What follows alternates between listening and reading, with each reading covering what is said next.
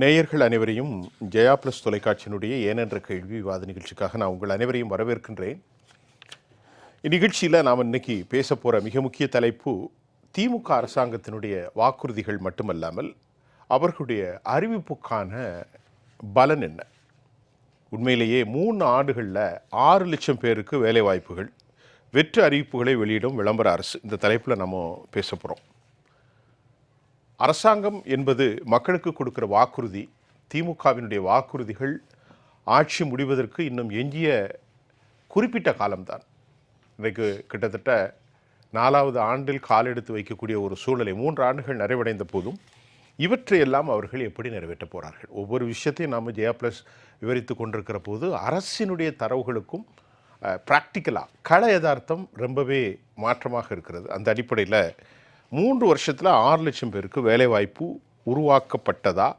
உருவாக்கப்படுவதாக கொடுக்கப்பட்ட வாக்குறுதிகள் என்ன? இந்த மாதிரி ஒரு அறிவிப்பை வெளியிட்டு அரசு மக்களை மடைமாற்றம் செய்வதற்கான காரணம் என்ன? தமிழ்நாட்டுடைய டிஎன்பிஎஸ்சி என்று சொல்லக்கூடிய பொதுத் தேர்வு ஆணையம், பப்ளிக் சர்வீஸ் கமிஷன், அவர்கள் முறைப்படுத்தப்பட்ட வேலை வாய்ப்புகளை நாம் படிக்கின்ற போது ஏராளமான வேலைகள் மிச்சம் இருப்பதாக, அதாவது தேவைக்கு பணியாளர்கள், இளைஞர்கள் அனைவரும் தேவை இருப்பதாக நாங்கள் அறிந்து கொள்ள முடிகின்றது. ஆனாலும் திராவிட முன்னேற்றக் கழக அரசு இவர்களை பணியாளர்களாக இன்னும் அமர்த்த முடியாத ஒரு சூழ்நிலையில் முதலமைச்சர் இதற்கான பணிகளை நாம் முன்னெடுக்கின்றோம் என்று சொல்கின்றார். அதே சமயம் கார்ப்பரேட் கம்பெனிகளை கொண்டு வந்து தமிழக இளைஞர்களிடத்தில் வேலை வாய்ப்பை உருவாக்குவோம் என்றெல்லாம் அவர் சொல்லி கொண்டிருக்கிறார்.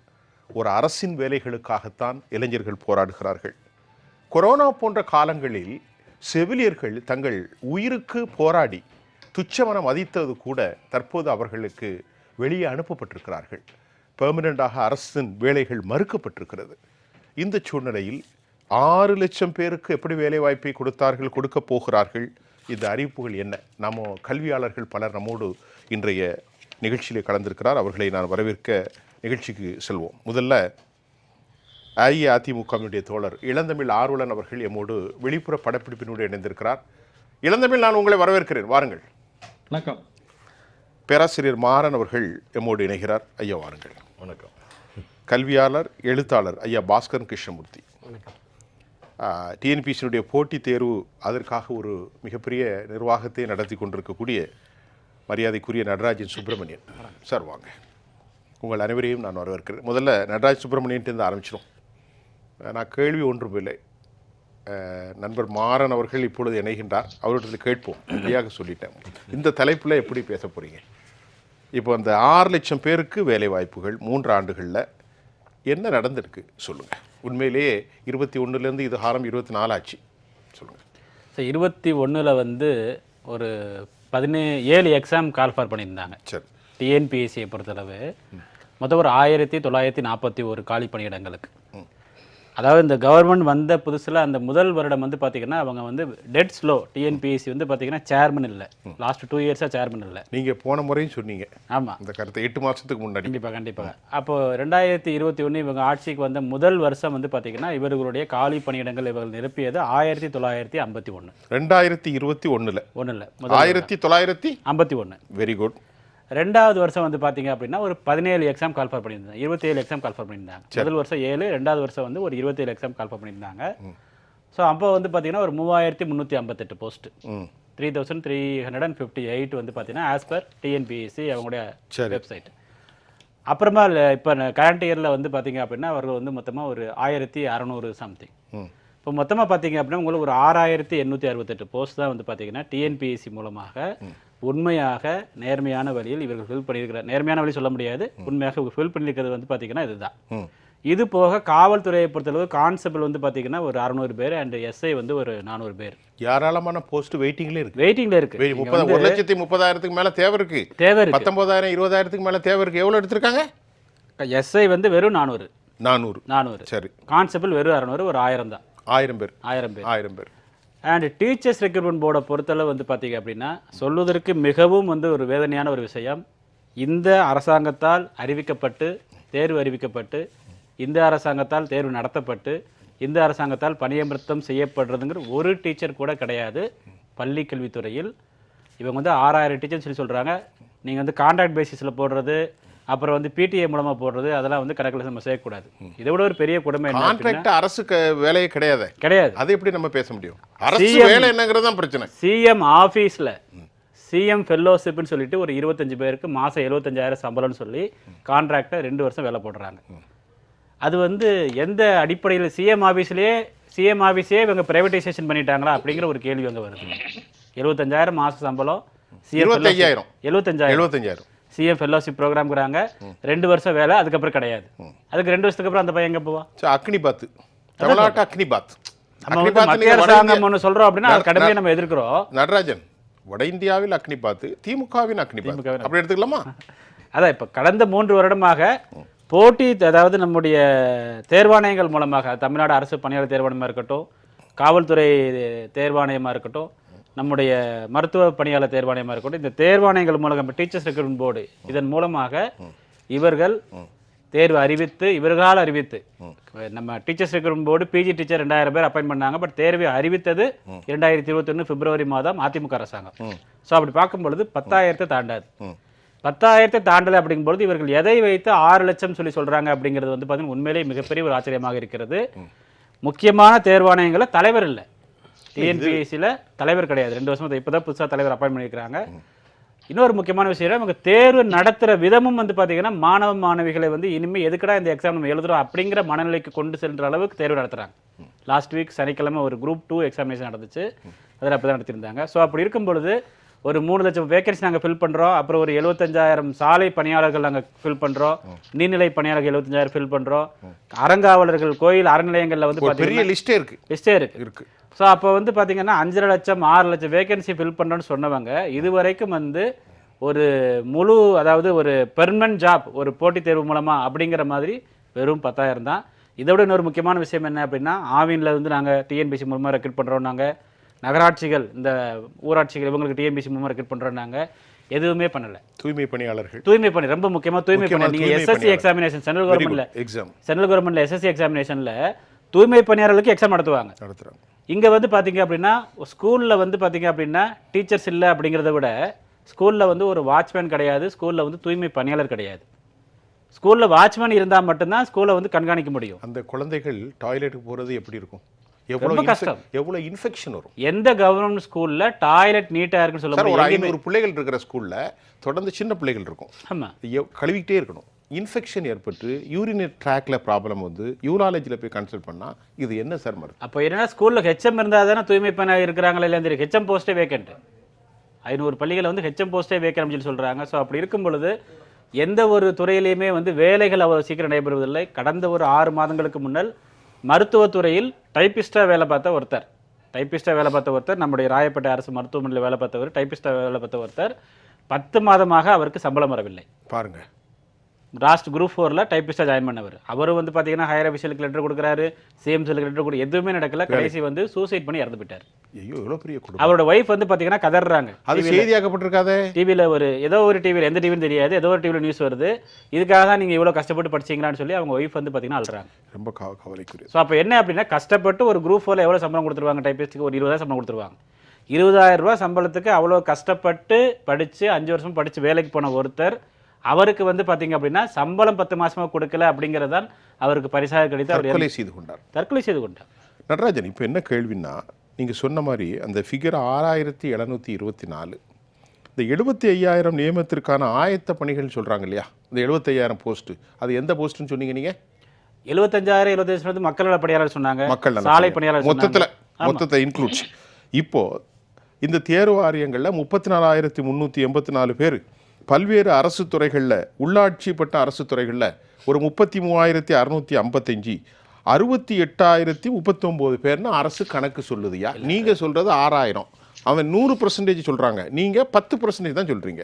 இது யார் போய் சொல்றா? இல்ல உள்ளாட்சிகள் அப்படின்னு சொல்லி 33,000 சொல்றாங்களா? 33,650 நகராட்சிகள் மாநகராட்சிகள் அதுல வந்து வேலை போடுறது. அதாவது தேர்வு வாரியங்களின் மூலமாக 34,384. அது இல்ல, அது வந்து பல்வேறு அரசு துறைகள்ல நியமனம். அதுல வந்து நீங்க சொல்ற எல்லா டிபார்ட்மெண்ட்டும் வருது. ஓகே. உள்ளாட்சி அரசு துறையில ஒரு 33,000 சேர்த்தா 68,000 சொல்றாங்க. அதாவது சார் எக்ஸாமினேஷன் வச்சு கண்டக்ட் பண்ணி ரிசல்ட் பப்ளிஷ் பண்ணி வேலை கொடுத்தாதான் போஸ்டிங் கொடுத்ததா அர்த்தம். எக்ஸாமினேஷன் வச்சிருக்கிறாங்க ஜூன் 20, இன்னும் ரிசல்ட் பப்ளிஷ் பண்ணல. நீங்க சொல்லக்கூடிய உள்ளாட்சிகளில் வந்து நகராட்சியில் வந்து உதவி பொறியாளர், நகராட்சியில் கிளார்க் எல்லாமே எக்ஸாமினேஷன் கண்டக்டட் பை நம்முடைய Anna university commissionerate of municipal administration அதை நடத்தினாங்க. அதை வந்து மேற்பார்வை பண்ணி எக்ஸாம் நடத்துறது அண்ணா யூனிவர்சிட்டி. அப்படி இருக்கும் பொழுது அதுக்குன்னு ரிசல்ட் பப்ளிஷ் பண்ணல. நேற்று கூட வந்து பார்த்தீங்கன்னா பாமக இளைஞரணி தலைவர் திரு ராமதாஸ், அன்புமணி ராமதாஸ் அவர்கள் 4000 உதவி பேராசிரியர்கள் பணியிடங்களுக்கு உண்டான தேர்வை எப்போ நடத்திருக்கணும்? ஜூன் 19 நடத்திருக்கணும். பட் இது வரைக்கும் நடத்தலை. அசிஸ்டன்ட் ப்ரொஃபசர்ஸ் இல்லாமல் காலேஜ் எப்படி ரன் ஆகும் ஒரு கேள்வி எழுப்பியிருக்கிறார். ஸோ அப்படி இருக்கும்போது ஸ்கூல்லையும் டீச்சர்ஸ் கிடையாது, காலேஜ்லேயும் ப்ரொஃபசர்ஸ் கிடையாது. அதை மீறி ஒரு அரசு துறை நீங்கள் போனீங்கன்னா அங்கேயும் வேலை செய்யறதுக்கு ஆள் கிடையாது. இந்த நிலைமை தான் தமிழ்நாட்டில் இருக்குதே தவிர கண்டிப்பாக இவர்கள் சொல்வது வந்து பார்த்தீங்கன்னா எந்த கணக்கை இவங்க சொல்கிறாங்கன்னு சொல்லி நமக்கு தெரியல. எந்த கணக்கில் என்னதான் பார்த்தாலும் எந்த அரசு பணினாலும் ஒரு 10,000 பேர் வருது. 68,000 பேருக்கு என்ன கதை? இன்னொரு முக்கியமான விஷயம், அதிமுக ஆட்சியில் ஒரு வருடத்தில் 44 தேர்வுகள் நடைபெற்றது. திமுக ஆட்சியில் 3 வருடத்தில் 44 தேர்வுகள் நடைபெற்றது. பேசும் இளந்தமிழ் சார் நிகழ்ச்சியினுடைய உங்களை வரவேற்கின்றேன். நம்முடைய தோழர் இளந்தமிழ் ஆர்வலனோடு இப்போ கேட்பது, நடராஜன் சுப்பிரமணியன் ஒரு போட்டித் தேர்வு ரொம்ப அழகா சொன்னார். 2021 1900, 2022 3000, அதுக்கப்புறம் ஒரு 1600, ஐயா 6000 சில்லரை தான் வந்திருக்கு. மக்கள் நலப்பணி எல்லாம் சேர்த்தா ஒரு 10,000 தான். அதாவது uniform service recruiting board, medical recruiting board, teachers recruiting board, TNPSC எல்லாத்துலேயும் சேர்த்து என்று ஒரு கணக்கை கொடுத்திருக்கிறார்கள். ஆனால் உள்ளபடியே பார்த்தால் அதுல 10% தான் கணக்கு இருக்கு. அது நிஜமா போட்டிருக்காங்களா இல்லையான்னு தெரியல. இப்படி பொய்யும் புரட்டும் வாய் கூசாமல் தொடர்ந்து ஒரு கோயபல்ஸ் பிரச்சாரம் என்று சொல்வார்களே, அந்த மாதிரி மக்களை ஏமாற்றி வஞ்சிக்கக்கூடிய வேலையை திமுக செய்யும். இன்னொரு செய்தி, அரசு நிர்வாகத்துல உங்களுக்கு குரூப் 4 எக்ஸாமினேஷன் எழுதி பணியில் சேர்ந்த ஒருவரை சம்பள பட்டியலில் சேர்ப்பதற்கான அந்த நிர்வாக பணியே நடைபெறாமல் 10 மாத காலம் சம்பளம் இல்லாமல் ஒருத்தர் உயிரிழந்திருக்கிறார். அதை தடுத்து நிறுத்துவதற்கு திராணியற்ற ஒரு துப்புக்கெட்ட அரசாங்கமாக இந்த விளம்பர திமுக அரசு இருக்கிறது என்பதை வெட்ட வெளிச்சமாக போட்டு உடைத்திருக்கிறார் மரியாதைக்குரிய திரு நடராஜன் அவர்கள். நீங்க உடனே கேட்டீங்க, செய்தி வந்திருக்காதே, எந்த பத்திரிகையிலையும் வந்திருக்காரு. இப்படி பொய்யான செய்திகளை பரபரப்பாக விளம்பரம் செய்வதும், மக்களுக்கு எந்த செய்தி போய் சேர வேண்டுமோ அதை எப்பாடுபட்டாவது மறைப்பதுமாக ஒரு மிகப்பெரிய ஒரு கொடுங்கோல் ஆட்சியாக, சர்வாதிகார ஆட்சியாக தமிழ்நாட்டில் இன்னைக்கு விளம்பர திமுகவோட அரசு நடைபெற்று கொண்டிருக்கிறது என்பதைத்தான் இவர் எடுத்துக்காட்டிய இந்த 2 உதாரணங்களும் நமக்கு வெட்ட வெளிச்சமா காட்டுது. அவர் குறிப்பிட்ட விஷயம் எல்லாம் இந்த என் கையில இருக்கிறது. திமுக கொடுத்த அந்த 2021ஆம் ஆண்டுக்கான தேர்தல் அறிக்கை பக்கம் 49, வாக்குறுதி எண் 179 இருந்து 189 10 வாக்குறுதிகள் கொடுத்திருக்காங்க. எதையுமே அதுல இதுல இந்த 500 சொச்சம் வாக்குறுதிகள் கொடுத்ததுல எதையுமே நிறைவேற்றவில்லை என்பது போக, இந்த வேலை வாய்ப்பு தொடர்பாக இப்ப தொடர்ந்து திமுகவினுடைய முதலமைச்சர் மு.க. ஸ்டாலின் அவர்களும் அந்த தொழில்துறை அமைச்சர் டிஆர்பி ராஜா ஆகிய இருவரும் தொடர்ந்து இப்படி பொய் சொல்லி கொண்டு வருவதை வெட்ட வெளிச்சமா காட்டுறதுக்கு இந்த புத்தகத்தை எடுத்துட்டு வந்தேன். இதுல என்ன சொல்றாங்க, 3.5 லட்சம் பேருக்கு நாங்கள் வந்து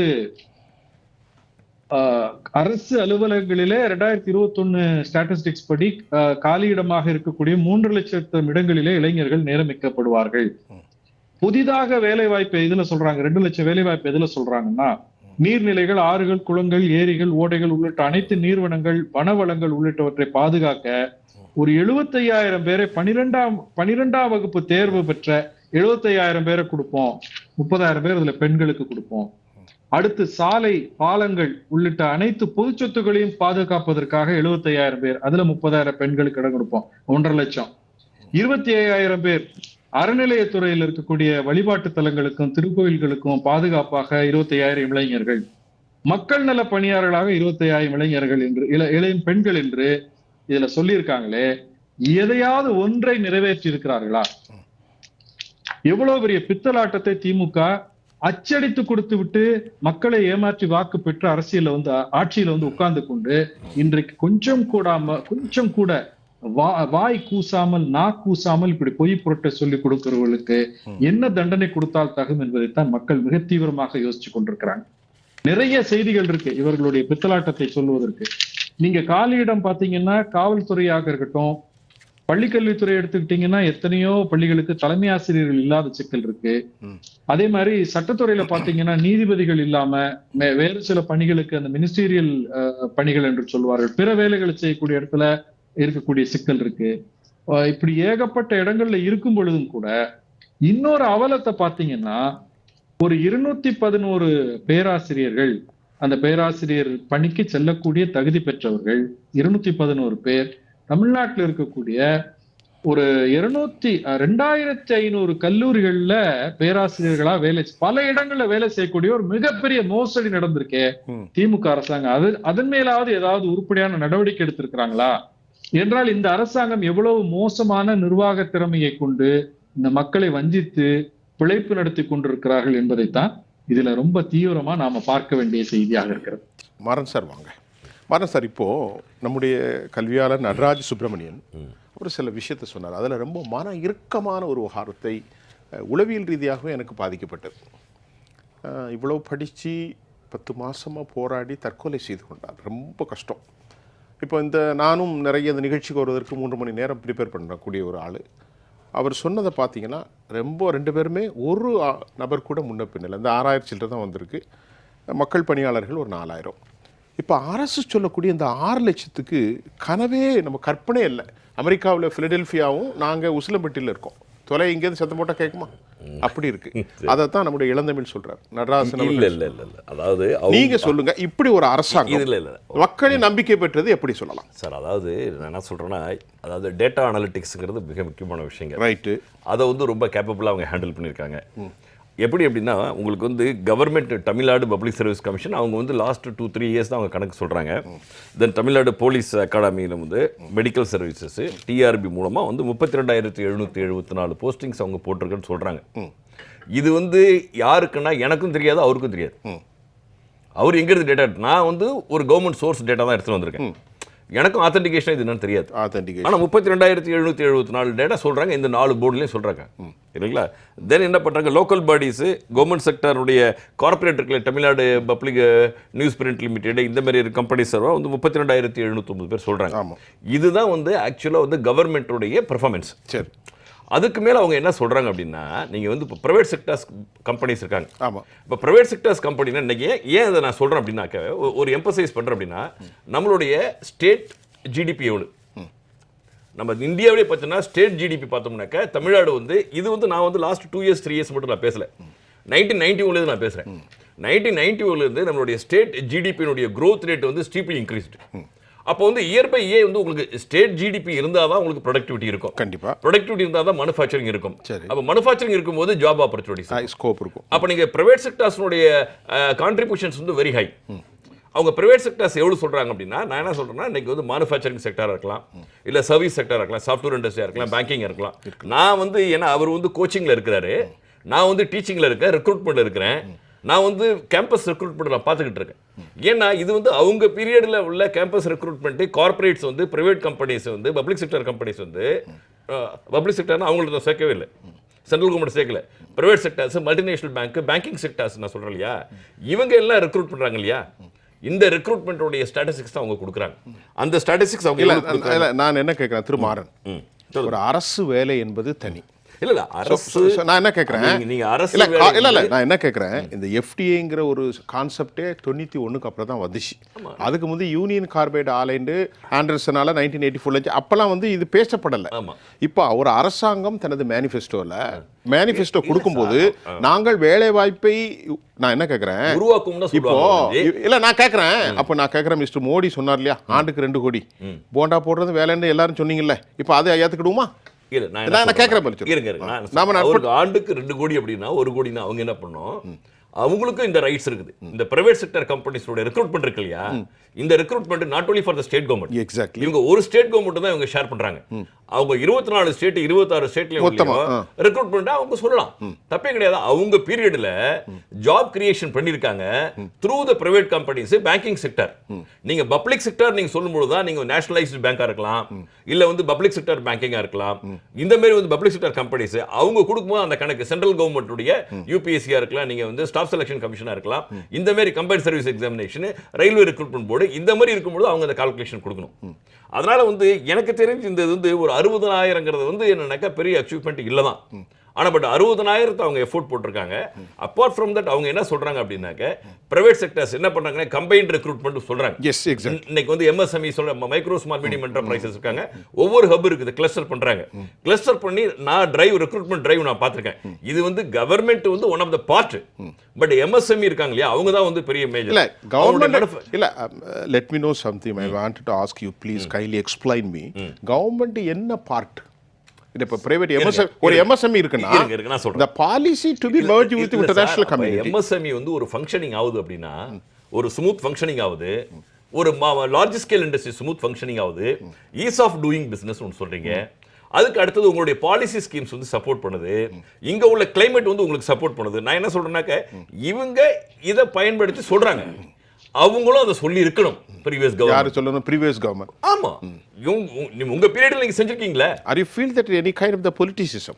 பொலிட்டிஷியம் அப்படிங்கறத விட இல்ல, நான் என்ன கேக்குறேன், மேனிஃபெஸ்டோல நாங்கள் வேலைகளை உருவாக்குவோம். ஆமா, போலீஸ் துறையில போய் பிரைவேட் கம்பெனி வேலைகளை உருவாக்க முடியாது. கிடையாது, அது முடியாது. அது முடியாது. அப்ப எப்படி இது சிமிலாரிட்டி சொல்லுங்க? இல்ல இல்ல, அததான் நான் என்ன சொல்றேன்னா, உங்களுக்கு கவர்மெண்டோட கான்ட்ரிபியூஷன் அவங்க தான் கிளியரா கொடுத்துட்டாங்களே. நீங்க அவங்களுடைய ஸ்டாட்டிஸ்டிக்ஸ், நீங்க வந்து கவர்மெண்ட் ஸ்டாட்டிஸ்டிக்ஸ் நீங்க பார்க்கும்போது கவர்மெண்ட் வந்து 60,000 சம்திங் தான் நாங்க போஸ்டிங் கொடுத்துருக்கோம். சரி, இதுக்கு மேல நான் 75,000 போஸ்ட் நான் கொடுக்க போறேன், 50,000 போஸ்டிங் கொடுக்க போறேன்னு சொல்றாங்களா ஒழிஞ்சு, அதுக்கு மேல அவங்க சொல்றது என்னங்க, பிரைவேட் செக்டார்ஸ்னுடைய கான்ட்ரிபியூஷன் தான் இதுதான் சொல்றாங்க. இல்ல அதே சொல்லிட்டாங்க. இல்ல இப்ப மாறன் சார் 3 ஆண்டுகள்ல 5,08,055 போஸ்ட நாங்க உருவாக்கி இருக்கிறோம் தனியார் நிறுவனங்களின் வேலை வாய்ப்பின் மூலமாக சொல்லியிருக்கு. யார் சொல்லியிருக்கா?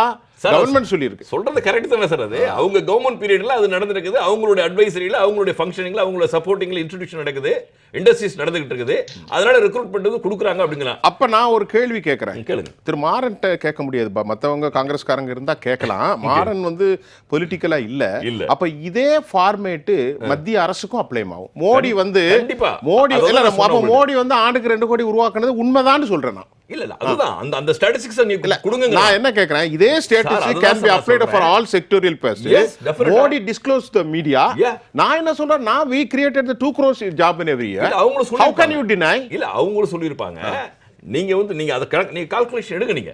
நீங்க ஸ்மால் ஸ்கேல் இண்டஸ்ட்ரீஸ்ல இருந்து, லார்ஜ் ஸ்கேல் இண்டஸ்ட்ரியில இருந்து, சர்வீஸ் செக்டர்ல இருந்து, பேங்கிங்ல இருந்து, பிரைவேட் செக்டர்ஸ், நீங்க வந்து பிரைவேட் செக்டர்ஸ் பேங்க் அப்படினா பேங்கிங் பாலிசி மிக முக்கியமான விஷயங்கள். Very good. ஆர்பிஐ கைட்லைன்ஸ் மிக முக்கியமான விஷயங்கள். சார், உங்களுக்கு இன்வெஸ்ட்மென்ட் ரெகுலேஷன் முக்கியமான விஷயம். இதுக்கெல்லாம் யார் செய்யறது? கவர்மெண்ட் தான் செய்றாங்க. அப்ப அப்படிங்கும்போது அந்த அட்வான்டேஜ் இளந்தமிழ் சார் சார் மாறன் சார்ட்ட ஒரு ஆரோக்கியமான நீங்க சொல்லுங்க சார். இளந்தமிழ் சார், அதான் அவங்க திரு மாறன் அவர்கள் வந்து இந்த 60,000 என்பது, அந்த 60,000 சொச்சம் என்ப வேலை வாய்ப்பு என்பது தேர்வு, அந்த ரெக்ரூட்டிங் போர்ட்ஸ் இருக்கு இல்லையா, 4 ரெக்ரூட்டிங் போர்ட்ஸ் இருக்கு, அதன் மூலமாகவே நாங்க வந்து இந்த 60,567 பேருக்கு கொடுத்திருக்கிறோம் என்று சொல்லுகிறார்கள். அது எந்த தரவின் அடிப்படையில் என்ன டேட்டாவை பேஸ் பண்ணி அவங்க சொல்றாங்கன்னு தெரியல. நம்பர் 1. நம்பர் 2, மேற்கொண்டு 75,000 பணிகள் நாங்கள் உருவாக்குவோம் என்று சொல்லுவது, நீங்க சொல்ற மாதிரி அது பப்ளிக் செக்டார், பிரைவேட் செக்டார், அரசு, இது போன்ற எந்தெந்த துறையில கொடுக்கறாங்க என்பதை அவர்கள் தெளிவாக சொல்லுவதற்கு ஒரு என்ன சொல்றது, மனமில்லாமல் மக்களை குழப்பி அப்படி மேல் பூச்சி பூசி பண்ணுகிறதாக இருக்கிறது. அது உங்கள்கிட்ட டேட்டா இருந்தா நீங்க தயவு செய்து அதை சொல்லணும். அடுத்தது, கடந்த மாதம் 6ஆம் தேதி 7ஆம் தேதி போல தமிழ்நாட்டினுடைய தொழில்துறை அமைச்சர் டிஆர்பி ராஜா அவர்கள் நாங்கள் 10 லட்சம் பேருக்கு வேலை வாய்ப்பை உருவாக்கி கொடுத்திருக்கிறோம் என்று சொன்னாரு. அது என்னாச்சு? இன்னைக்கு கணக்குல அது ஏன் வரல? இது நீங்க எனக்கு சொன்னீங்கன்னா கொஞ்சம் தேவலாம். சரி, நான் சொல்றேங்க. அவங்க கொடுத்திருக்கிற டேட்டா வந்து before 26th of January, before 26th of January அவங்க கொடுத்துருக்கிறது தமிழ்நாடு பப்ளிக் சர்வீஸ் கமிஷன் மூலிமா வந்து அதாவது 17,599 கொடுக்குறாங்க. அதுக்கு அடுத்தது டிஆர்பி மூலியமா வந்து 19,260 சொல்றாங்க. மெடிக்கல் வந்து 3,041 சொல்றாங்க.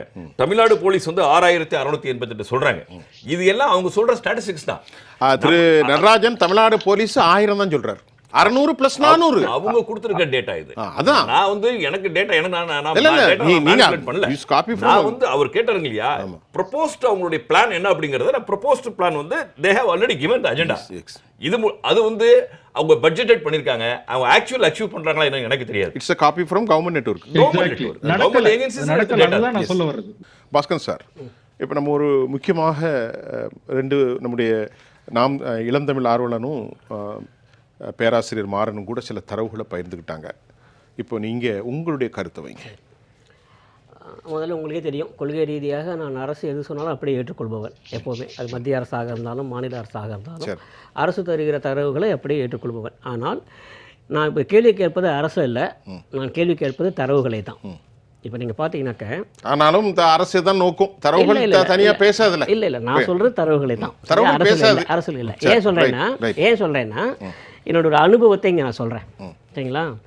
கடந்த ஆண்டு திருப்பூரில் மாநில அரசினுடைய வேலைவாய்ப்பு முகாம் நடைபெற்றது. ஏதோ என்னை கூப்பிட்டாங்க, ஒரு பேச்சாளராக போயிருந்தேன். அங்கே ஒரு அடையாளமாக ஒரு 10 பேருக்கு பணியாணை வழங்கப்பட்டது. மாண்புமிகு அமைச்சர் அவர்கள் வழங்கினார்கள் திருப்பூரில். அதனால் நான் இருந்தேன், நான் ஒரு பேச்சாளராக இருந்தேன் அதிகாரப்பூர்வமாக. அதில் ஒருவருக்கு வழங்கப்பட்ட பணியாணையில் அவருக்கு ஊதியம் மாதம் 12,000 ரூபாய். நல்லா ஞாபகம் வச்சுங்க, 12,000 ரூபாய். ஒரு 5-6 பேருக்கு அவர்களுக்கு மாத ஊதியமே 8,000 ரூபாய். மீதி பேருக்கு அதை விட கீழே, அதனால ஊதியம் சொல்லப்படலை. மைக்கில் அதிகாரப்பூர்வமாக அறிவிக்கப்பட்டது. நான் சொல்கிறது மைக்கில் அதிகாரப்பூர்வமாக அறிவிக்கப்பட்டது. ஒரு நாளைக்கு அவங்க எங்கே பணிக்கு கிடைச்சதுன்னா அங்கேயே எதிர இருக்க ஒரு 4-5 கடையில் வந்து வேலைக்கு போகிற மாதிரி சொல்லி கொண்டு வந்து கொடுத்தாங்க. அப்போது அந்த நிறைய பேர் மேடைக்கு போகலை. அவங்க என்ன சொன்னாங்க அப்படின்னா, இங்கே இருக்கிற கடையில் வேலைக்கு போகிறது நாங்களே போய்க்குமே, நீங்கள் எதுக்கும் முகாம் வச்சு நடத்துறீங்க அளவுக்கு கேட்டாங்க இளைஞர்கள், சரிங்களா. நான் மீண்டும் சொல்லுவேன், அரசுக்கு எதிரான வாசகம் அல்ல இதெல்லாம். என்ன நடைமுறையில் நடந்து இருக்கிறதுனா, இவர்களுக்கெல்லாம் வேலை கிடைத்ததாக தரவுகள்லாம் சொல்றாரு. அவர் திருப்திக்கு நான் அரசுக்கு எதிராக இல்லைன்னு ஐயா சொல்றாங்க. ஏன்னா எனக்கு அது கொள்கையா உடன்படுவேன் எப்பயுமே. நான் அது கிடையாது. நாம அரசுக்கு எதிராக கேள்வி கேட்க வேண்டிய நிலைமையில இருக்கோம். அரசு ஐயா இப்படி செய்யுது இல்ல. ஏன் சொல்றேன்னா, அரசுக்கு எப்படிங்கிறது தகவல் போகும் அப்படின்னா, இங்கே இத்தனை பேருக்கு வேலை கிடைத்ததுன்னா அரசுக்கு போய் தகவல் சேரும், சரிங்களா. அப்போது இங்கே என்ன நடந்தது அப்படின்னா, எதிர்கிற கடைகளில், ஹோட்டலில், மளிகை கடையில் வேலை செய்கிறவங்கலாம் ஒரு வேலை போட்டதாக சொல்லி அங்கே கடை போட்டு கொடுத்தாங்க, சரிங்களா. அந்த அண்ணாச்சிமார்கள் எல்லாரும் அரசுக்கு வேண்டிய ஆளாக இருப்பாங்க. அரசு பொறுத்த அரசு தரவுகள் எப்படி வந்துடும், வேலை வாய்ப்பு முகாம் அடுத்த நாள் பார்த்து நம்ம கடையில் நகைச்சுவை என்னென்னு இல்லை, ஒரு நகைச்சுவை என்னென்னா, அடுத்த நாள் அங்கே வந்திருக்க ஒரு செய்தித்தாளில் பல செய்தித்தாள்கள் எப்படி வந்ததுன்னா, அதிகாரப்பூர்வமாக நேற்று வேலை வாய்ப்பு முகாம் நடந்தது, இத்தனை 1000 பேருக்கு வேலை கிடைத்ததுன்னு போட்டிருந்தாங்க. நான் அதில் கலந்துக்கிட்டவன் நான், சரிங்களா. சரி விடுங்க, போய் தான் சொல்கிறீங்க, சரிங்களா. இது அரசுக்கு வருகிற தரவுகள் தான் நான் சொல்கிறது, நல்லா வச்சுங்க. அரசு மேலே தவறு சொல்ல, அரசு தரவுகள் எப்படி வருகிறது ஒன்று. இரண்டாவது, நம்முடைய மாநில சட்டமன்றத்தில் அறிவிக்கப்பட்டது ஒன்று என்ன அப்படின்னா, பகுதி நேர சாலை பணியாளர்கள் 12,000 பேருக்கு வேலை தருகிறோம்னு மாநில சட்டமன்றத்தில் முறையாக அறிவிக்கப்பட்டது. 110 விதியின் கீழ் முதலமைச்சர் அறிவிக்கிறார், சரியா, சரிங்களா. இருங்க, அது முக்கிய செய்தி இல்லை. சரி, அப்போ என்ன சொன்னாங்கன்னா, இவர்களுக்கு 5,000 ரூபாய் தான் ஊதியம் மாத ஊதியம். ஆனால் அதை 2,500 ரூபாயாக கூட்டி மாத ஊதியம் 7,500 ரூபாய் தருவதை நாங்கள் மகிழ்ச்சி கொள்கிறோம்னு சட்டமன்றத்தில் அறிவிக்கப்பட்டது. எல்லாரும் கை தட்டுவாங்க போட்டு. ஆமாம், எவ்வளவு? 7,000 மாதத்துக்கு. மாதம் 7,500 ரூபாய் வாங்கி 7,500 5,000 ரூபாய் இருந்தது. அதை நாங்கள் 2,500 ரூபாய் கூட்டி 7,500 ரூபாயாக தருகிறோம் என்று சட்டமன்றத்தை முறையாக அறிவிக்கப்பட்டது. ஒரு நாளைக்கு நாங்கள் 250 ரூபாய் தருகிறோம். பாருங்க, இதுவும் அரசு வழங்கிய பணிகளுக்கு தான் வருது. சரி, 2. அப்புறம் 3வது, திரும்பவும் சொல்கிறேன், அரசு கல்லூரிகளிலே நிரந்தர பேராசிரியர்களை எடுக்காமல், விரிவுரையாளர்களை பணிக்கு எடுக்காமல் கௌரவ விரிவுரையாளர்கள் எடுத்து அவங்களுக்கு மாதம் 20,000 ரூபாய் பணி வழங்கப்படுகிறது. யார் வழங்குகிறார்கள்? Guest lecture. ஆமாம், இல்லை கெஸ்ட் லெக்சர் இல்லை, கௌரவ விரிவுரையாளர். ஆமாம், அவங்க வந்து விசிட்டிங் லெக்சர்ஸ். கெஸ்ட் லெக்சர் இருக்கலாம், அது அப்பப்போ வருவாங்க. கெஸ்ட் லெக்சர் வெளியிருந்து வருவாங்க. இது விசிட்டிங் லெக்சர்.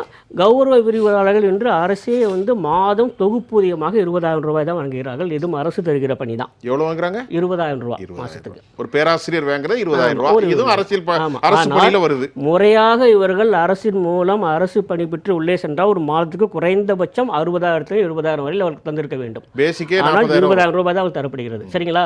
தொகுப்பூதியம் இது குறித்து நான் கட்டுரை எழுதினேன், நாளிதழில் எழுதினேன். அரசு எப்படி தொகுப்பூதியத்திலே ஒருவருக்கு பணி நியமனம் செய்யலாம்? எப்படி உயிரை துச்சமென மதித்த செவிலியர்களுக்கு தொகுப்பூதியத்துல இன்னைக்கு வச்சிருக்காங்களே. இப்போ அவங்க போராடி கண்ணீரும் கம்பளையுமா நிக்கிறாங்களே. அதனால இந்த தரவுகளை நான் முழுமையாக ஏற்றுக்கொள்கிறேன், ஒப்புக்கொள்கிறேன். இந்த தரவுகள் தான் அரசுக்கு வந்திருக்கிறது. ஆனால் இந்த தரவுகளின் அடிப்படையில் வைத்து பார்க்கிற போது கூட இவர்களுக்கெல்லாம் மாத சம்பளம் எவ்வளவு இருக்குன்னா 7,000 ரூபாய் 8,000 ரூபாய் தொகுப்பூதியம், கௌரவ விரிவுரையாளருக்கு 20,000 ரூபாய் தான் சம்பளம். இவ்வளவுதான். அப்படின்னா பணி வழங்கப்பட்டிருக்கிறது சரி, ஆனால் 10 பேருக்கு வழங்குகிற, அதாவது ஒருவருக்கு வழங்க வேண்டிய ஊதியத்தை 10 பேருக்கு பிரித்து தந்து 10 பேருக்கு வேலைங்கிறது எப்படி ஏற்றுக்க முடியும்? சரி, புரிஞ்சுங்களா? இது ஒன்று. அப்புறம் இரண்டாவது ஒரு முக்கியமான அடிப்படை விஷயத்துக்கு நான் வந்துடுறேன். அரசமைப்பு சட்ட விதிகளின்படி குரூப் 4 சர்வீஸுக்கு மேலே இல்லை குரூப் 4 சர்வீஸ் வந்து யாராக இருந்தாலுமே அரசு பணிக்கு நியமிப்பதாக இருந்தால் மிக நிச்சயமாக அதிகாரப்பூர்வமான பணியாளர் தேர்வு ஆணையம் மூலியம்தான் நிரப்பப்பட முடியும். அதிகாரப்பூர்வமாக அந்த பல்வேறு இந்த நியமனங்கள் எவ்வளோலாம் நடந்திருக்கு அப்படின்னு எவ்வளோ கால்ஃபர் பண்ணியிருக்காங்கன்னா 3 ஆண்டுகளில் பணி நிரப்பப்பட்டதுன்னு சொல்லலை. பணி வந்து கால்ஃபர் பண்ணது என்னுடைய கணக்குப்படி 20,000 தான். கண்டிப்பாக பணி நிரப்பப்பட்டது அநேகமாக இன்னும் கடைசியில் வந்து குரூப் எல்லாம் இன்னும் பணி நிரப்பப்படலை. அதாவது நான் சொல்றது வந்து அதிகாரப்பூர்வமாக அரசமைப்பு சட்டம் சொல்கிற விதியின்படி பார்க்கிற போது எந்த அளவுக்கு போட்டித் தேர்வு நடைபெற்றிருக்கிறது, எத்தனை இடங்களுக்கு வந்து அங்கே அழைப்பிடப்பட்டிருக்கலாம் பார்க்கிற போது இவ்வளவுதான் இருக்கு. சரிங்களா? மற்றபடி நான் மீண்டும் சொல்கிறேன், அழுத்தமாக சொல்கிறேன், அரசியல் கேள்வி கேட்பது என்னோட வேலை இல்லை. இந்த தரவுகள் சரியானதாக இருக்கிறதா என்றதை தயவு செய்து பரிசீலனை செய்யுங்கள் அப்படிங்கிறதா. நடராஜன், இப்போ நம்ம எல்லாரும் கேட்பாங்க ஊர்லலாம், என்னப்பா படிச்சிட்டியா? படிச்சிட்டேன், பிஏ எக்கனாமிக்ஸ் ஹிஸ்ட்ரி. நம்ம காலத்தை சொல்லுவோம், பதிவு செஞ்சிட்டியா? ரெனியூவல் பண்ணிட்டியா? ஆமாம், ரெனியூவல் பண்ண ஏதோ வேலை கிடைக்கும் போல். சார் நம்மளும் போய் 2021 பார்த்தா 70 லட்சம் பேர். அது 2022 போய் பார்த்தா அது கொஞ்சம் குறைஞ்சி போச்சு, 67,61,000. 2023 நான் போய் பார்க்க மறுபடியும் அதை விட குறையுது, 67,61,000ங்கிறது 58,000 ஆயிற்று. சரி, இந்த வருஷம் என்னடா கதை அப்படின்ட்டு போய் பார்க்குறேன். 70 லட்சம் எவ்வளோ ஆயிட்டுன்னா 53 லட்சம் ஆயிட்டு. இதுதான் கேள்வி. பதிவு செஞ்சுட்டியா, வேலை கிடைக்கும், அடுத்த போஸ்ட்டில் கூப்பிடுவாங்கிறது இதுடைய அவநம்பிக்கையின், இளைஞர்களின் அவநம்பிக்கையின் தமிழ்நாடு பப்ளிக் சர்வீஸ் மீது என்ன காரணம்? அதாவது பதிவு செஞ்சால் மட்டும் வேலை கிடைச்சிருமா அப்படிங்கிற ஒரு அவநம்பிக்கை வந்து மக்கள் மத்தியில் இருக்குது. 13 லட்சம் டிக்ளைன். ஆமாம், டிக்ளைன். இன்னொரு விஷயம் என்ன அப்படின்னா, இப்போ நீங்கள் வந்து ஒரு குரூப் 4 தேர்வுலாம் நீங்கள் எடுத்துக்கிட்டீங்க அப்படின்னா, நடராஜ் அவர்கள் டிஎன்பிசி சேர்மனாக இருந்த காலத்தில் 20 லட்சம் பேர் அப்ளை பண்ணாங்க. சரி, அப்போவே 10 வருஷத்துக்கு முன்னாடியே. இப்போவும் அதே தான். இன்னொரு முக்கியமான ஒரு விஷயம் என்ன அப்படின்னா, ஒரு குரூப் 2 எக்ஸாமினேஷன்லாம் ஒரு 12 லட்சம் பேர் அப்ளை பண்ணுவாங்க, 10 லட்சம் பேர் அப்ளை பண்ணுவாங்க. இப்போ அப்ளை பண்ணியிருக்கிறது 7 லட்சம் தான். எக்ஸாம் எழுதிருக்கிறது வந்து பார்த்தீங்கன்னா 5 லட்சம் தான். ஒரு குரூப் 1 எக்ஸாமினேஷன் வந்து பார்த்தீங்கன்னா 5 லட்சம் பேர் அப்ளை பண்ணுவாங்க. இப்போ அப்ளை பண்ணியிருக்கிறது 3 லட்சம், எழுதுனது 1.5 லட்சம் தான். அந்த அளவுக்கு வந்து பார்த்தீங்கன்னா ஒரு அவநம்பிக்கை வந்து போட்டித் தேர்வாணையங்கள் அண்ட் இவங்களுடைய பாலிசி டிசிஷன் அடிக்கடி மாற்றுறாங்க. நீங்கள் யூபிஎஸ்சி நீங்கள் எடுத்துக்கிட்டீங்க அப்படின்னா ஒரு 3 இயர்ஸ் கழிச்சு ஒரு ரீஃபார்ம் கொண்டு வரோம் அப்படின்னா இப்போயே அனௌன்ஸ் பண்ணிடுவாங்க, நாங்கள் 3 இயர்ஸ் கழிச்சு சிவில் சர்வீஸ் ஆப்டிடியூட் ஒரு டெஸ்ட்டை புதுசாக இன்ட்ரோடியூஸ் பண்ணுறோம். ஏன்னா கேண்டிடேட் மொத்தமாக ஹேவ் டு பி ப்ரிப்பேர். ஆமாம், இருக்கணும்னு. கண்டிப்பாக அவங்க மாறிக்கிடுங்க இந்த சூழலை. உங்களால் முடிஞ்சால் நீங்கள் மாறிட்டு சிவில் சர்வீஸ் ஆப்டிடியூட் டெஸ்ட் எழுதி நீங்கள் வந்து குவாலிஃபை ஆகி ஒரு ஐஏஎஸ் பாஸ் பண்ணுங்க. இல்லைன்னா இப்போவே வேறு ஃபீல்டு பார்த்துக்குங்க. இது வந்து யூபிஎஸ்சி பின்பற்றக்கூடிய நடைமுறை. 3 வருஷத்துக்கு முன்னாடி அலாட் பண்ணி 3 வருஷத்துக்கு முன்னாடி 2012 வருது, 2009 சொல்லியாச்சு இண்டிகேஷன். ஆமாம், இவங்க என்ன பண்ணுவாங்க அப்படின்னா நாளைக்கு இருக்கிற எக்ஸாமினேஷனுக்கு இன்னைக்கு முறையை மாற்றுவாங்க. யாரு? தமிழ்நாடு அரசு. தமிழ்நாடு அரசு பணியாளர் தேர்வாணையம் 2019 தமிழ்நாடு அரசு பணி நீங்கள் வந்து 2021 இது வரைக்கும் டிஎன்பிஎஸ்சிக்கு முக்கியமான பணியாளர் தேர்வாணையம் அவங்க தான். தலைவர்கள் நியமனம் செய்யலை 2 வருஷமா, அதை விட்டுருங்க. செயலாளர் 3 பேர் மாறி இருக்கிறாங்க, அந்த கண்ட்ரோலர் ஆஃப் எக்ஸாமினர் 3 பேர் மாறி இருக்கிறாங்க. அவங்களுக்குள்ளேயே கான்ஃப்ளிக்ட். அது ஏற்கனவே உதயகுமாரை குறை சொல்லி அவர் பேர் என்னது, ஐஏஎஸ் அதிகாரியை ஒருத்தர் வெளியே வந்தார் புதிய கல்விக் கொள்கை விவகாரத்தில். ரைட்டு, இதெல்லாம் உண்டு. ஸோ அப்படி இருக்கும்போது வந்து பதிவு பண்ணது 53 லட்சம், பதிவு பண்ணாமல் எத்தனையோ லட்சம் பேர் வெளில காட்டு. அது வேற, பதிவு பண்ணாத டிக்ளைன். பதிவு 21 70 லட்சம், 24 53 லட்சம். இது அவநம்பிக்கையின் வெளிப்பாடு. அவநம்பிக்கையின் வெளிப்பாடு. பதிவு பண்ண என்ன பண்ணாட்டா கிடைக்காது. அதுதானே உண்மை. மாறன் என்ன சொல்ல வரீங்க? அப்படி இல்லை, அதாவது வந்து என்னன்னா பீப்புளோட பெர்செப்ஷன் என்ன அப்படின்னா, நீங்கள் எம்ப்ளாய்மெண்ட்டில் ரெக்ரூட் பண்ணால் கூட எம்ப்ளாய்மெண்ட் சீனியரிட்டி வச்சு எத்தனை போஸ்ட் போட்டுட்றீங்க? அது கிடையவே கிடையாது. அந்த சிஸ்டமே நீங்கள் மாற்றிட்டீங்களே. சரி, இப்போ எல்லாமே டிஎன்பிஎஸ்சி காம்படிட்டிவ் எக்ஸாம் அதுலேயும் பண்ணுறது இல்லையா இப்போ? இல்லை அதான சொல்கிறோம், காம்படிட்டிவ் எக்ஸாமினேஷன் வச்சு பண்ணிக்கிட்டு இருக்கோம். எல்லாமே காம்படிட்டிவ் எக்ஸாம் வந்து போது அவனுக்கே தெரியுது. இது வந்து இது ஒரு ஆஸ்பெக்ட் நம்ம சொல்லலாம். இதுக்கு மேலே நம்ம என்ன சொல்கிறோம் அப்படின்னாக்க, எனக்கு வந்து நான் என்னுடைய ஒரு எக்ஸாம்பிள் எடுத்துக்குவேன். நான் கவர்மெண்ட்டை நம்பி நான் படிக்கவே இல்லை. நான் பிரைவேட்ல தான் நான் போகணும்னு நினைச்சிட்டு இருக்கேன். நீங்க அப்ப கொஞ்சம் விவரமா சிந்திச்சு. நான் அன்னைக்கு 30 வருஷம் 40 வருஷம் நான் நினைச்சேன். உங்களுக்கு ஒரு அன்னைக்கு கூட நான் வந்து ரெடியூல் பண்ணா 4 வருஷம் ரெடியூல் பண்ண 4 முறை ரெடியூல் பண்ணா அடுத்து விட்டேன். என்ன எங்க டிகிரி எங்க இருக்கு என்ன இருக்குன்னு ஒண்ணு. சரி, அப்பவே உங்களுக்கு எப்படி இந்த ஞானம் வந்துச்சு சார்? இல்ல ஒரு கேள்வி கேட்பேன். அதுதானே படிச்சிருக்கோம். ஓ, பின்னாடி இப்படி மாறும் நினைக்கிறீங்களோ? அதுக்கு தான் நம்ம படிக்கிறோம். படிக்கிற படிப்பு பர்பஸ் என்ன? அதை பத்தி அனலைஸ் பண்றது தானே, அதை பத்தி ஒரு சரியான டெசிஷன் எடுக்கிறது தானே, ஃபைண்ட் எக்ஸாக்ட்லி ப்ரெடிக்ட் பண்றது தானே. What will happen today tomorrow day after tomorrow. அதுதான் அதுக்காக வந்து நான் வந்து எனக்கு கவர்மெண்ட் நான் வச்சிட்டேன், எனக்கு கவர்மெண்ட் தான் எனக்கு வேலை கொடுக்கணும், கவர்மெண்ட் வேலை கொடுக்கணும், வேலை இல்லாம உட்காந்துன்னு வச்சிங்களேன், என் ஃபேமிலி யாருக்கு? அப்ப என்ன செய்யணும்? கவர்மெண்ட் மேனிஃபெஸ்டோல நாங்கள் ஆட்சிக்கு வந்தால் உங்களுக்கு வேலை தரமாட்டோம் என்று சொல்ல வேண்டும். வேலை தரமாட்டோம். அவங்க வேலை கொடுக்கறதா நாங்கள் வேலை கொடுக்க மாட்டோம்னு சொல்றீங்க. அவங்க வேலை கொடுக்க மாட்டோம். வேலை கொடுக்கறது மினிமம் அந்தந்த இது ஏரியாவில் வந்து என்னென்ன வேலையோ அது கொடுக்குறேன்னு சொல்றாங்க ஒழிஞ்சு, நான் இப்போ வந்து எனக்கு ஒரு மினிஸ்ட்ரி ஆஃப் இதில் வந்து உங்களுக்கு வந்து எஜுகேஷன் ஸ்கூல் எஜுகேஷனில் ஒரு 5000 நான் போஸ்டர் போடுறேன், 50000 போஸ்டர் போட முடியுமா? போடுறது ஈஸியாக போட்டுடலாம். இந்த மாதிரி சம்பளம் இல்லாமல் உட்காருப்பாங்க, நாளைக்கு கமிட்டட் சூசைடாக இருக்கும், ஸ்ட்ரைக்காக இருந்துட்டு இருப்பாங்க, ஏகப்பட்ட இஷ்யூஸ் இருக்குங்களா, அட்மினிஸ்ட்ரேட்டிவ் இஷ்யூஸ் இருக்கு இல்லையா உங்களுக்கு. அதனால வந்து இந்த பாயிண்ட் ஆஃப் வியூ ஒன்று வந்து ஃபர்ஸ்ட் அவங்களுடைய பெர்செப்ஷன் வந்து உங்களுக்கு போயிடுச்சு. எல்லாமே காம்படிட்டிவ் எக்ஸாமினேஷன்ஸ், அதனால அவனோட என்ரோல்மெண்ட் ரேஷியோ குறையுது.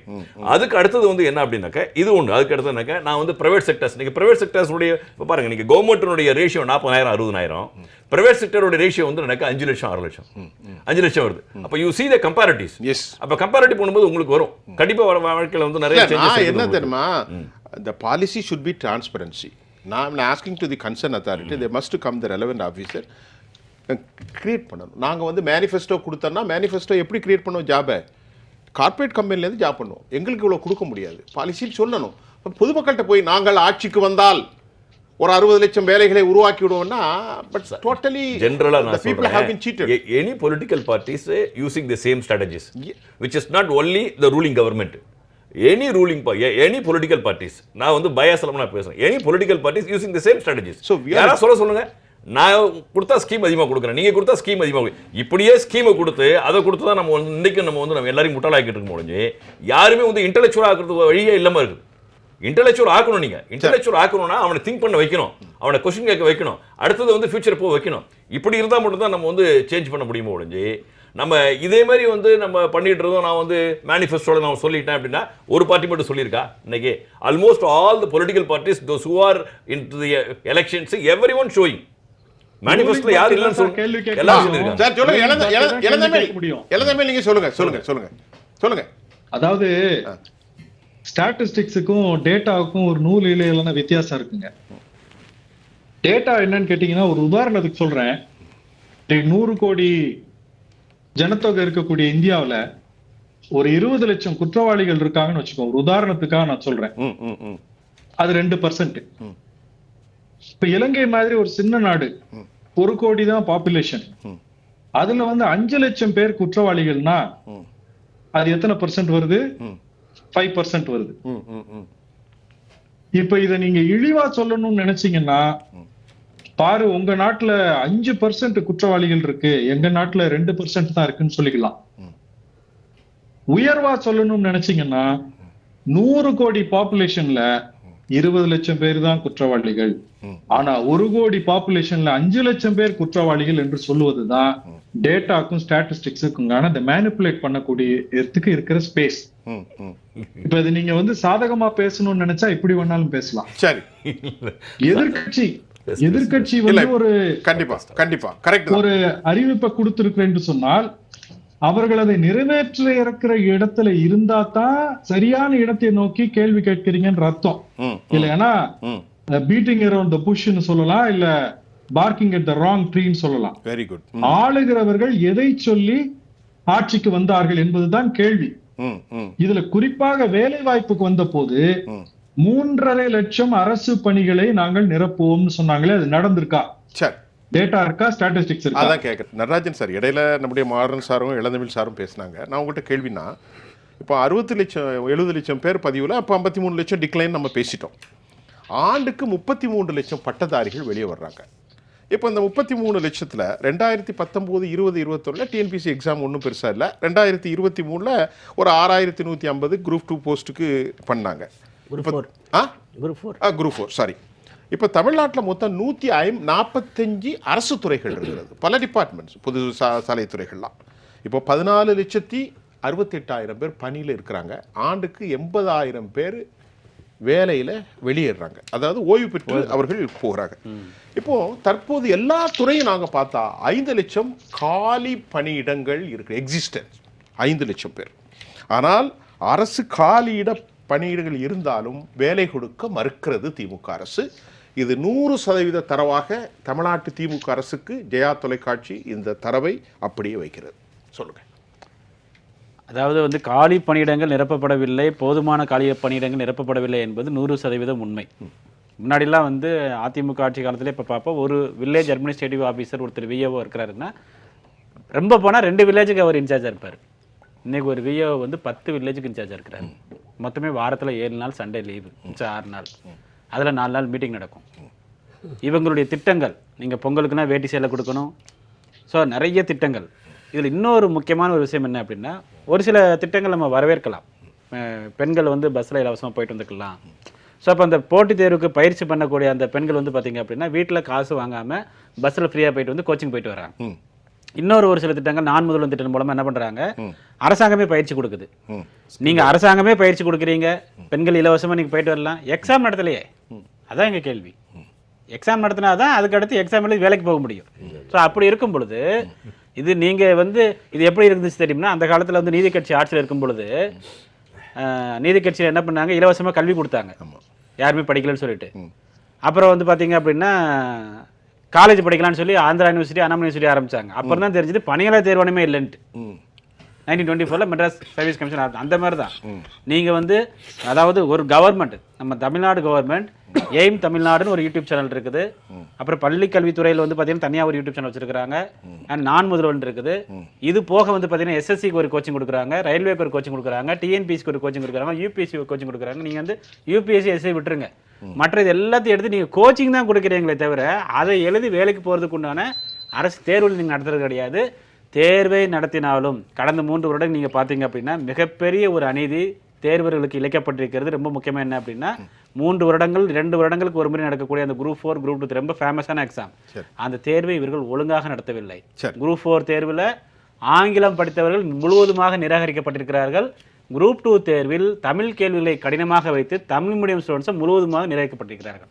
அந்த சூழ்நிலையில் வந்து பார்த்திங்கன்னா ஆங்கில மீடியம் படித்தவங்களும் சரி, தமிழ் மீடியம் படித்தவங்களும் சரி, இவங்களை நம்பி நம்ம வந்து 5 வருஷத்தை வேஸ்ட் பண்ணிட்டோம் அப்படிங்கிற ஒரு மனநிலை தான் இன்றைக்கி இருக்கிறாங்க. கண்டிப்பாக அதுதான் அந்த மனநிலையை நுழைவு தான் நாங்கள் தரவு சொன்னோம். இவ்வளோ போஸ்ட் இருக்குது, இவ்வளோ வேக்கன்சி இருக்குது, ஏன் வந்து நீங்கள் ரெக்ரூட் பண்ணலை, இந்த கேள்வியை அரசுக்கு வைக்கிறோம். அப்போ ரெக்ரூட் பண்ணாட்டாலும் தமிழ்நாடு அரசு தப்பில்லை. தவறான தகவல்கள் மக்களுக்கு என்ன தெரியும், 6 லட்சம் பேருக்கு நாங்கள் வேலை கொடுக்கின்றோம் பேரறிஞர் அண்ணாவுடைய வழியில்னா மக்கள் என்ன செய்வாங்க, நம்புவார்கள். சொல்லுங்கள் தொடர், நிறைவு கருத்து உங்களை தான் கேட்க. என்னோடது இல்லை, நான் ஒன்றே ஒன்று சொல்லுகிறேன். நீங்கள் வேலை தருவதும் தராததும் உங்களுடைய நிதி சுமையை பொறுத்து இருக்கிறது. சரியா, உங்களுடைய நிதி வசதி எப்படி இருக்குன்னு தெரியாது. அதனால் government has is own constrains, அது எனக்கே தெரியும். ஆனால் தருகிற பணியை முறையாக அந்த கால நிர்ணயப்படி டைம் ஸ்கேல் ஆஃப் பே போட்டு முழுமையாக தாருங்கள் தான் சொல்கிறோம். இது மாதிரி இந்த கன்சாலிடேட்டட் பேயில் போடுறது, டெம்பரரியாக போடுறது, கான்ட்ராக்சுவல் ஒர்க்கில் கொடுக்குறது, இந்த மாதிரிலாம் வேண்டாம். நீங்கள் 10 பேர் எடுத்தால் கூட அவங்க டைம் ஸ்கேல் ஆஃப் பேக்குள்ளே கொண்டு வாங்க, முறையாக கொண்டு வாருங்கள். இதுதான் ஒவ்வொரு முறையும் கேட்குறேன் நான். ஆனால் அப்படி இல்லை, ஏராளமான பேரை கொண்டு வந்து விட்டோம்னு சொல்லுவார்கள். அவங்களுக்கு நிலையான ஊதியம் கிடையாது, நிலையான பணி கிடையாது, எந்த நிரந்தரமான பணிக்கான எந்த ஒரு வசதிகளும் கிடையாது, எதுவுமே இல்லை. மாதத்துக்கு தொகுப்பூதியம்னு சொல்லிட்டு உங்களுக்கு 6,000 ரூபா கொடுப்பேன், 8,000 ரூபா கொடுப்பேன், உங்களுக்கு பணி கொடுத்தாச்சு அப்படிங்கிறத மன்னிக்கவும் ஏற்றுக்கொள்ள முடியாது. இடைநிலை ஊழியர்களுக்கெல்லாம் ஆசிரியர்களுக்கு சம்பளம் எவ்வளோ தெரியுமா, 400 ரூபா 300 ரூபா, தினமும் 12,000 ரூபா. நம்ம நிகழ்ச்சி நடத்தினோம் ஜெயா டிவியில். கண்ணற்றவர்களெல்லாம் வந்து பாவப்பட்ட மக்கள், மாற்றுத்திறனாளிகளும் வந்து பேசினாங்க. நாங்கள் ஜெயா டிவியில் நடத்திக்கிட்டு தான் இருக்கோம். தமிழக வரலாற்றில் இப்படி ஒரு நிகழ்ச்சியை நாங்கள் தான் நடத்துகிறோம். 400 ரூபாய்க்கு கண் பார்வையற்ற படிநிலையான ஆசிரியர்கள். நிறைவு கருத்தை வைக்கிறோம் சுருக்கமாக. ஆக்சுவலாக வந்து என்னென்னா, கவர்மெண்ட்டுங்கிறது வந்து நம்ம வந்து irrespective of the present government, இந்த ப்ரீவியஸ் கவர்மெண்ட் எல்லாமே சரிதான், ஃப்யூச்சரில் வந்தாலும் சரிதாங்க. கவர்மெண்ட் பொசிஷன் இருக்கிறது வந்து இப்போ உள்ள அவங்க ஃபினான்ஷியல் ஸ்டேட்டஸ் என்ன இருக்கும் அப்படி சொல்லுவாங்க. பட் என்ன பொறுத்தவரை வந்து இந்த ஸ்கில் டெவலப்மெண்ட்லாம் சொல்கிறாங்க இல்லையா, இந்த skill development, innovations, start up something, entrepreneur, இது எல்லாமே வந்து பசங்களை வந்து சஸ்டைன் ஆக்கிறது தான். This is a so called tempting word. இல்லை, சோ கால்டு டெம்ப்டிங் இல்லைங்க. அதனால வந்து நம்ம எக்கானமி இருக்குது. நீங்க தமிழ்நாடு ஸ்டார்ட் அப் அதுக்கு தக்க நீங்க வந்து பிராக்டிகல் இம்ப்ளிமெண்டேஷன் இல்லாம innovation, renovation, whatever may be, எஜுகேஷன்ல வந்து நம்ம வந்து அதாவது சேஞ்ச், இது வந்து ஒரு சேஞ்ச். இது வந்து பிஜேபி கவர்மெண்ட்டுக்கு வந்து அவங்களுக்கு அந்த பீரியட்ல வந்து என்னென்ன நம்ம சோக்காலம் என்ன பேசுறோமோ அதே வந்து காங்கிரஸ் கவர்மெண்ட் 10 வருஷம் முன்னாடி பேசுறதுக்கு வாய்ப்பு இல்லாம இருக்கு. இப்போ சேஞ்சிங் தி சினரியோல வந்து அவங்க யூஸ் பண்ணிக்கிட்டு ஸ்டூடெண்ட்ஸ் வந்து டெவலப் பண்றாங்க. நீங்க ஸ்கில் டெவலப்மெண்ட் சொன்னாங்க. Skill development is not only for the government job. Government ஜாப்புக்கு ஸ்கில்க்கு எல்லாருக்கும் அப்ளை ஆகும். டெக்னிக்கல் பேஸ்டா இருக்கலாம், சாஃப்ட்வேர் இண்டஸ்ட்ரியா இருக்கலாம், இல்ல மற்ற எலக்ட்ரானிக்ஸ், சிப் மேனுஃபேக்சரிங், அப்படிதான் நம்ம கொண்டு போகணும் ஒழிஞ்சு கவர்மெண்ட் வந்து எல்லாருக்குமே கவர்மெண்ட் ஜாப் கொடுக்க முடியாது. இருக்கிற வரை மேக்ஸிமம் வந்து அவங்கள சஸ்டைன் ஆகணும். அத பிரைவேட் செக்டர்ஸ் கொண்டு போகணும். அதுக்கான நாலேஜும் ட்ரைனிங்கும் கொடுக்கறது தான் இவங்களோட இது நான் நினைக்கிறேன். இல்ல திருமாறன் எந்த கவர்மெண்ட் திருமாறன் இப்ப நம்ம திராவிட இப்போ யார் ஆட்சியில் இருப்பாரோ we have to respond to concerned authority. யாருடைய ஆட்சி இப்போ இருக்கு, ரெலவெண்ட் பீப்பிள் யாரு? இன்னைக்கு திராவிட முன்னேற்ற கழகம் தான். நாம இப்போ வந்து பழனிசாமிகிட்ட கேள்வி கேட்க முடியாது, வேற யார்ட்டையும் கேட்க முடியாது. கேள்வி கேட்க வேண்டிய ஸ்டாலின் தான் கேட்போம். நாங்க எஃப்டிஐ நீங்க கொண்டு வந்திருக்கீங்க வெளிநாட்டுக்கு. ஒரு நிமிஷம் ஸ்டாலின் மாறன் சார், வெளிநாட்டுக்கு போயிட்டு 10 லட்சம் அதாவது 130 பில்லியன் அமெரிக்க டாலர்கள் நாங்கள் கொண்டு வந்துட்டேன்னு சொன்னாங்க. But I got only 2 billion sir. என்கிட்ட இருக்கு, என்கிட்ட அத்தென்டிசிட்டி இருக்கு. If you don't know you go. இல்ல இன்னைக்கு இப்ப ஃபோர்ட் வந்து ஒரு ரீகன்சிடரேஷன் பண்றாங்க அப்படினாக்கா அந்த ஜாப் நம்ம வந்து ரிட்டைன் பண்றோம்னு அர்த்தம். எஸ் இல்லைங்களா? அதே மாதிரி வந்து இந்த சிப் மேனுஃபேக்சரிங், எலக்ட்ரானிக்ஸ் இண்டஸ்ட்ரீஸ் வராங்க அப்படின்னாக்கா ஜாப் வந்து கிரியேட் பண்றாங்கன்னு அர்த்தம். நம்ம வந்து ஒரு விசிட் போகும்பொழுது என்னன்னாக்க அவங்க 1000 கோடின்னு சொல்லும்போது ஒரு 500 கோடி வருதுன்னு வச்சுங்களேன், எதுவுமே எக்ஸாக்டா மெஷர் பண்ண முடியாது. ஒரு 500 கோடி வந்தாலும் நமக்கு இன்வெஸ்ட்மெண்ட் தான். இல்ல 5 ரூபாய் வந்தாலும் இன்வெஸ்ட்மெண்ட் தான். அதனால ஜாப் ஆப்பர்ச்சுனிட்டிஸ் வர சார் வர உங்கள்ட்ட மாறன் சார் என்ன சொல்றேன்னா, அது பரவாயில்ல, 30,000 கோடின்னு ஒரு 12,000 15,000 வரவில்லை. 10 லட்சம் கோடி அரசு சொல்வது. 10 லட்சம் கோடி என்றால் 125 பில்லியன், சாரி 125, அதாவது கிட்டத்தட்ட மில்லியன், அதாவது வச்சுக்கிடுங்க 10 லட்சம் கோடி.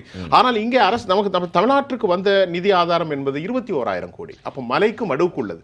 ஆகவே தான் சொல்லுகிறோம் ஃபேக் மாஸ்க போட வேணாம். அது எந்த கட்சியா இருக்கட்டும், திமுக இருக்கட்டும், மற்ற கட்சியா இருக்கட்டும். அதனால நாங்க வந்து ஆளுகிற அரசாங்கத்தின் தான் கேள்வி கேட்க முடியும். we have a responsibility, we should have a responsibility. நம்ம இப்ப பேசும்பொழுது நம்ம இன்னைக்கு மட்டும் பிரசன்ஸ் ஆஃப் சிச்சுவேஷன் மட்டும் பேசாம பாஸ்டோடைய பெர்ஃபார்மன்ஸ், ஹிஸ்டாரிக்கல் டேட்டா எல்லாத்தையும் அனலைஸ் பண்ணி தான் நம்ம வந்து அனலைஸ் பண்ண முடிஞ்சு நம்ம இன்னைக்கு தான் மட்டும் செய்யணுங்கிறது என்ன பொறுத்தவரை வந்து ஒரு தவறான நினைக்கணும். இளந்தமிழ் சார், சுருக்கமாக உங்களுடைய நிறைவு கருத்து சார். இளந்தமிழ் சார் சொல்லுங்க. அதாவது இன்றைக்கு விவாதம் என்பது முதலமைச்சர் கொடுத்த அந்த தரவுகள் புள்ளி விவரத்தின் மீது அது தவறாக இருக்கிறது. தேர்தல் அறிக்கையில சொன்னதையும் அவர்கள் நிறைவேற்றவில்லை. இப்போது அவர்கள் செய்வதாக சொல்லிக் கொண்டிருப்பதும் சரியான தரவுகள் இல்லைங்கிறதான் நம்ம சொல்றோமே தவிர, இப்ப நாம இங்க உட்கார்ந்து விவாதிப்பதே அல்லது இங்க விவாதத்துல பேனல்ல இருக்கக்கூடியவர்கள் வந்து கொடுக்கக்கூடிய அட்வைஸ் என்ன என்று திமுக பார்த்து எடுத்துக்கொண்டு செய்ய போவதில்லை. அவர்கள் வைத்திருக்கக்கூடிய பொருளாதார, உங்களுக்கு தெரியும் ரகுராம் ராஜன் இன்னும் வெளிநாட்டுல உள்ளவர்கள் எல்லாம் மெம்பரா போட்டு அந்த கமிட்டி எங்க தூங்கி கொண்டிருக்கிறது என்பது தெரியல. ஒரு கையாலாகாத அரசு என்பதைத்தான் சொல்றோம். தேவையில்லாத கருத்துக்களை சொல்லி மக்களை குழப்பக்கூடாது. இப்ப உள்ள விவரத்தை ஏன் தடவி சொல்லி எப்படி இருக்குன்னா, ஏற்கனவே தமிழ்நாட்டு மக்கள் திமுகவினுடைய அராஜகத்துல இந்த நிர்வாக திறனற்ற ஒரு மோசமான நிலையில அதிர்ச்சியா இருக்கக்கூடிய நோயாளிகளுக்கு எப்படி நீங்க கடுமையான விஷயங்களை சொல்லாம அப்படி தேன் தடவி சொல்லுங்க என்பது சொல்வதை போல நம்ம விஷயத்தை அணுகுவது வந்து சரியான தீர்வை கொடுக்காது. இப்ப அரசாங்க கவர்னன்ஸ் எப்படி இருக்க வேண்டும் என்பது இன்றைய விவாதம் கிடையாது. முதலமைச்சர் சொல்லி இருக்கக்கூடிய புள்ளி விவரம் தவறானது. மக்களை தவறான கருத்து சொல்லி குழப்பறார் என்பதும், நீங்கள் என்ன வாக்குறுதியை கொடுத்து மக்களிடம் வாக்குகளை பெற்று ஆட்சிக்கு வந்தீங்களோ அதை நிறைவேற்றவில்லை என்றுதான் சொல்லும். நீங்க கூட குறிப்பிட்டீங்க அரசாங்கத்தினுடைய எல்லா துறைகளிலும் சேர்த்து கிட்டத்தட்ட 14 லட்சம் பேர் வேலை செய்கிறார். 14 லட்சத்திலிருந்து 15 லட்சம் பேருக்கு வந்து சாங்ஷன் ஸ்ட்ரென்த். ஆனா 2021 ஆண்டு புள்ளி 9 லட்சம் பேர் தான் பணியில இருக்காங்க. ஒவ்வொரு ஆண்டும் சராசரியா 3% பேர் வேலையில இருந்து ஓய்வு பெறுறாங்க. அப்படி பார்த்தா கிட்டத்தட்ட 9 லட்சம் வச்சீங்கன்னா கிட்டத்தட்ட 40,000 பேர் 35,000 பேர் ஒவ்வொரு ஆண்டும் பணியில இருந்து ஓய்வு பெறுகிறார்கள். அதற்கு இணையாக ரெக்ரூட்மெண்ட் இருக்கா? இதுக்கு யார் பதில் சொல்வது? இதுதான் இன்றைய விவாதத்தினுடைய கருப்பொருள். நன்றி சார், நன்றி இளந்தமிழ். நம்முடைய நண்பர்கள், கல்வியாளர்கள் எல்லாம் சிறப்பாக ஒரு நிகழ்ச்சி நடத்தினோம். மரண சிரிப்பு இடம் இல்லை, இன்னொரு நாள் பேசுவோம். இந்த 3 ஆண்டுகளில் தமிழ்நாடு கவர்மெண்ட் வழங்கிய 6 லட்சம் வேலை வாய்ப்புகள் உண்மைதானா, எவ்வளோ கொடுத்துருக்கிறது துல்லியலாக சொல்லியிருக்கோம். வீடியோ பதிவுகள் இருக்கிறது, அரசு அதை கன்சிடர் பண்ணலாம்.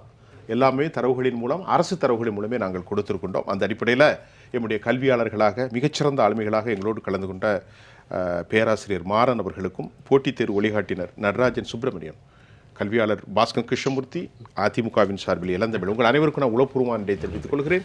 மீண்டும் மற்றொரு களத்தில் நான் உங்களை சந்திக்கின்றேன். அதுவரை உங்கள் அனைவரிடமிருந்தும் நான் உங்கள் சுஃபியான். ஜெயா பிளஸ் தொலைக்காட்சிக்காக நன்றி. மீண்டும் சந்திப்போம்.